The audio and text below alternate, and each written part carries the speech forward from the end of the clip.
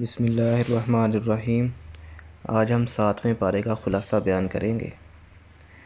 7ویں پارے کا جو ابتدائی حصہ ہے وہ سورۃ المائدہ پر مشتمل ہے، اور اس کا جو دوسرا حصہ ہے وہ سورۃ الانعام پر مشتمل ہے۔ اس پارے کے آغاز میں اللہ تعالیٰ نے قسم توڑنے کا جو کفارہ ہے اس کے بارے میں بتایا کہ 10 مسکینوں کو ویسا کھانا کھلائے جو اپنے اہل خانہ کو کھلاتا ہے، یا انہیں کپڑے پہنائے، یا ایک غلام کو آزاد کرے، اور جو اس کی بھی استطاعت نہ رکھتا ہو تو وہ 3 دن کے روزے رکھے۔ پھر اس سے اگلی آیات کے اندر شراب اور جوئے کی حرمت کو بیان کیا گیا۔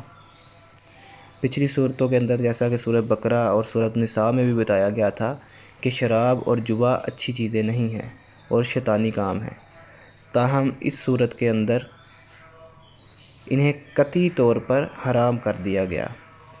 حضور صلی اللہ علیہ وسلم نے ارشاد فرمایا، اللہ نے لعنت فرمائی ہے اس کے پینے اور پلانے والے پر، بیچنے اور خریدنے والے پر، تیار کرنے اور کرانے والے پر، اس کو ٹرانسپورٹ کرنے اور کرانے والے سب پر۔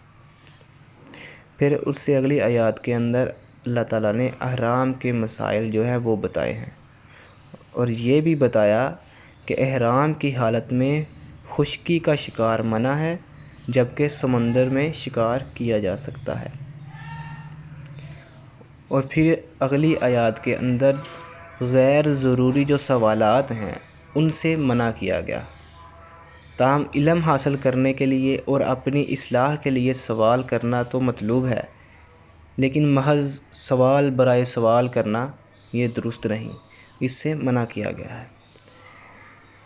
پھر اگلی آیات کے اندر شہادت کا نصاب یعنی گواہی کا نصاب جو ہے وہ بتایا گیا ہے کہ 2 صاحب عدل آدمی کسی معاملہ پر گواہ بنائے جائیں۔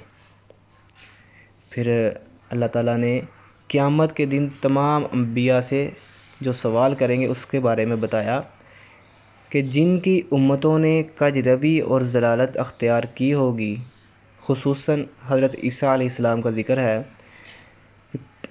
تو اللہ تعالیٰ ان انبیاء سے سوال کریں گے۔ تو جواب میں تمام انبیاء جس میں حضرت عیسیٰ علیہ السلام بھی شامل ہیں اس سے بیزاری کا اظہار کریں گے۔ پھر سورۃ مائدہ کے اختتام میں اللہ تعالیٰ نے قیامت کے روز انسانوں کا جو فیصلہ ہے اس کو سناتے ہوئے اپنا یہ معیار پیش کیا ہے کہ اس روز سچوں کو ان کی سچائی نفع دے گی، حدود کی پابندی کرنے والوں سے اللہ راضی ہوگا، اور اجر ملنے پر وہ اللہ سے خوش ہوں گے۔ اس پارے کا جو دوسرا حصہ ہے وہ سورۃ الانعام پر مشتمل ہے۔ سورۃ الانعام مکہ کے آخری دور میں نازل ہوئی اور یہ مکمل نازل ہوئی، اور جب یہ نازل ہوئی تو وہ وقت تھا جب ظلم و ستم جو تھے قریش کے وہ عروج پر تھے۔ کئی مسلمان جو تھے وہ حبشہ کی طرف ہجرت کر چکے تھے، اور جو باقی رہ گئے تھے ان پر زندگی تنگ کر دی گئی تھی۔ آپ کے چچا حضرت ابو طالب بھی آپ کی پیٹھ پر نہیں تھے، اور آپ کی زوجہ محترمہ حضرت خدیجہ رضی اللہ تعالی عنہا بھی آپ کے ساتھ نہیں تھیں، اور یہ وہ وقت تھا کہ آس پاس کے جو لوگ تھے وہ بھی اسلام قبول کر رہے تھے۔ اس صورت کے اندر عقائد کی پختگی، جاہلیت کی تہمات کی تردید، دعوت حق کے خلاف اعتراضات اور ان کے جواب، نبی صلی اللہ علیہ وسلم اور ان کے صحابہ کو تسلی، اور منکرین اور مخالفین کو نصیحت، تنبیہ اور تہدید پر بات کی گئی ہے۔ سورت کے آغاز میں اللہ تعالیٰ نے تخلیق کائنات اور تخلیق انسان کا ذکر کیا ہے، اور اپنی اس تخلیق پر انسان کو دعوت تفکر دی ہے، نیز یہ بھی اظہار کیا کہ انسان اس جانب توجہ نہیں دے۔ پھر اس کے اگلی آیات کے اندر کچھ اقوام کا ذکر کیا گیا کہ اللہ نے انہیں خوب ترقی دی، حکومت دی، اقتدار دیا، لیکن انہوں نے اللہ تعالیٰ کی ناشکری کی، جس کے نتیجے میں اللہ تعالیٰ نے انہیں تباہ کر دیا اور ان کی جگہ دوسری قوموں کو اٹھایا۔ کفار نبی صلی اللہ علیہ وسلم کو دھمکیاں دے رہے تھے، جس کے جواب میں حضور صلی اللہ علیہ وسلم کو فرمایا گیا کہ کہو، کیا اللہ کو چھوڑ کر جو زمین و آسمان کا خالق اور روزی رساں ہے، کسی اور کو سرپرست بنا لوں؟ یہ بھی فرمایا کہ آپ صلی اللہ علیہ وسلم کسی کی پرواہ نہ کریں۔ پھر اس سے اگلی آیات کے اندر یوم حشر کا مختصر نقشہ کھینچا گیا ہے اور نبی صلی اللہ علیہ وسلم کو بتایا گیا کہ آج اللہ کی تعلیمات کے آپ صلی اللہ علیہ وسلم اور آخرت کے انکاری کل وہاں پچھتا رہے ہوں گے اور تمنا کر رہے ہوں گے کہ دوبارہ دنیا میں بھیج دیے جائیں اور پھر وہ نیک عمل کریں اور وہاں سزا سے بچ سکیں۔ لیکن یہ اللہ کی سنت نہیں کہ ایک بار وہاں بلانے کے بعد دوبارہ دنیا میں واپس بھیجیں۔ کفار مکہ نے نبی صلی اللہ علیہ وسلم کی تعلیم کو جھٹلا دیا تھا، جس پر دل برداشتہ ہو جانا ایک انسانی فطرت ہے۔ چنانچہ آپ صلی اللہ علیہ وسلم کو اللہ نے تسلی دی کہ آپ پہلے نبی نہیں ہیں جن کی تکذیب کی جا رہی ہے، بلکہ آپ صلی اللہ علیہ وسلم سے پہلے انبیاء کے ساتھ بھی یہی کچھ ہوتا رہا ہے اور انہیں اذیتیں بھی پہنچائی گئی ہیں جس پر انہوں نے صبر کیا، لہذا غم نہ کریں، آپ کے رب کی باتیں حق ہیں اور ان کو کوئی تبدیل نہیں کر سکتا۔ پھر اگلی آیت کے اندر نبی صلی اللہ علیہ وسلم کو بتایا گیا کہ دعوت حق کا انکار کرنے والے دراصل مردہ لوگ ہیں اور یہ اللہ کا قاعدہ نہیں کہ زبردستی کسی کو دین پر چلائے۔ اگر ایسا ہوتا تو کوئی ایک فرد بھی غیر مسلم نہ ہوتا۔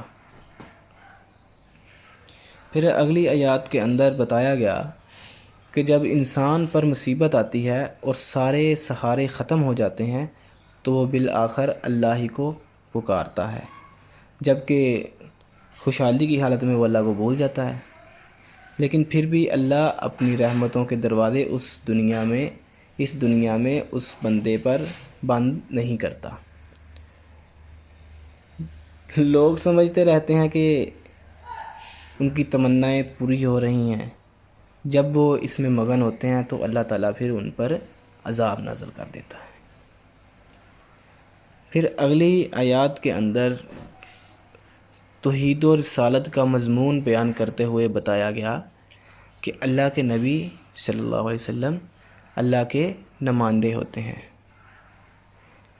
اسی لیے تمام خزانے اور غیب کا علم اللہ ہی کے پاس ہے، اور نبی تم ہی میں سے تم جیسا ایک انسان ہوتا ہے جو کھاتا ہے، پیتا ہے، شادی بیاہ کرتا ہے، معاش کی تگ و دو کرتا ہے، تاکہ تمہیں عملی طور پر اللہ کے بتائے ہوئے احکامات پر عمل کر کے دکھائے۔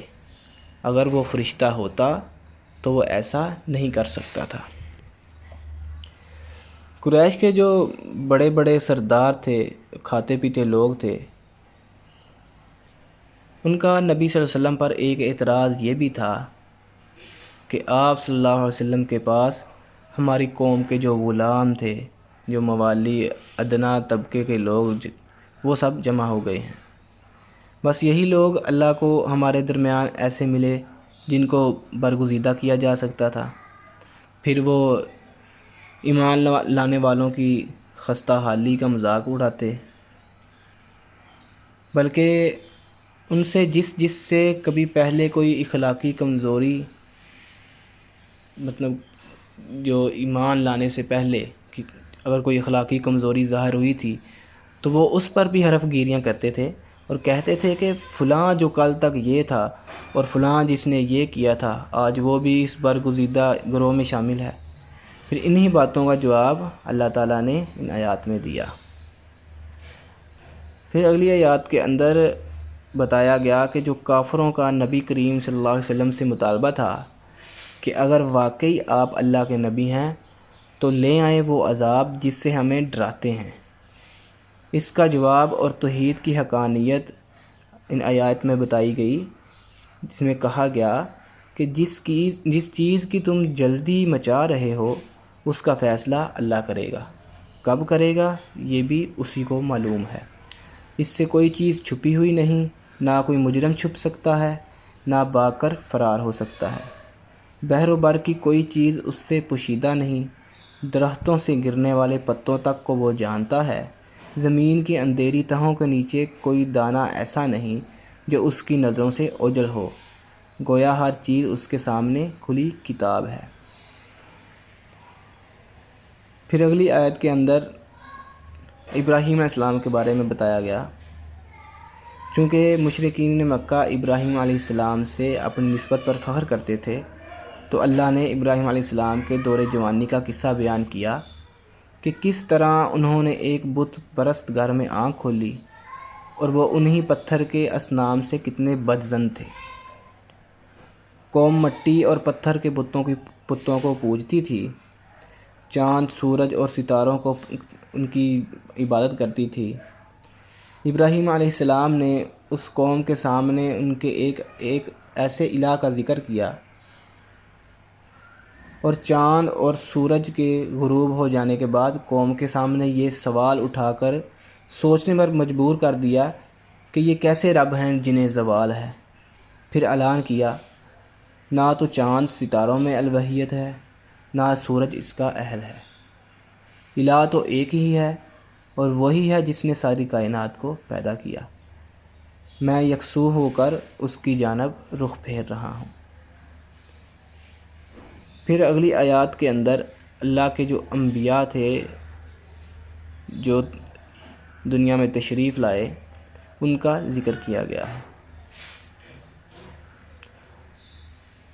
اور یہ جو انبیاء تھے یہ ابراہیم علیہ السلام کی اولاد میں سے تھے، جن کے اندر اسحاق علیہ السلام، حضرت یعقوب علیہ السلام، حضرت داؤد علیہ السلام، حضرت سلیمان، حضرت ایوب، حضرت یوسف، حضرت موسیٰ، حضرت عیسیٰ، حضرت زکریا، حضرت ہارون، حضرت یحییٰ علیہ السلام، حضرت الیاس علیہ السلام، حضرت اسماعیل علیہ السلام، حضرت یونس علیہ السلام، حضرت صالح علیہ السلام اور حضرت لوط علیہ السلام شامل ہیں۔ یہ بھی فرمایا کہ کہیں ان انبیاء نے بھی اگر شرک کیا ہوتا تو ان کا سب کیا کرایا غرق ہو جاتا۔ پھر وجود باری تعالیٰ کے بارے میں مسلسل اللہ رب العالمین نے انکار نہ کی جانے والی جو مثالیں تھیں پیش کر کے توحید بیان کی۔ نباتات سے لے کر جمادات تک، زمین سے لے کر آسمان تک، غلے، دانے اور سبزی سے لے کر میوہ جات، ثمرات تک، سلسلہ موت و حیات سے لے کر تبدیلی و تغیر دن رات تک، ہر چیز اس بات کا ثبوت اور دلیل ہے کہ کوئی پیدا کرنے والا پیدا کر رہا ہے، کوئی نظام چلانے والا نظام چلا رہا ہے، اور ہر چیز کو پورے اندازے اور حکمت کے ساتھ کنٹرول کرنے والی کوئی قوت کار فرما ہے۔ یہی خالق کائنات ہے، اس کا نہ کوئی بیٹا ہے اور نہ بیوی، وہ یکتا و تنہا ہے، وہ تصورات سے بھی ماورا ہے، اپنی حکمتوں کے ذریعے ہر ذرہ میں نظر آتا ہے، لیکن اس کی تجلی کو نظریں نہیں دیکھ سکتی۔ یعنی 7ویں پارے کے اندر اللہ تعالیٰ نے جو باتیں بیان کی ہیں اس کا ہم نے آج خلاصہ بیان کیا ہے۔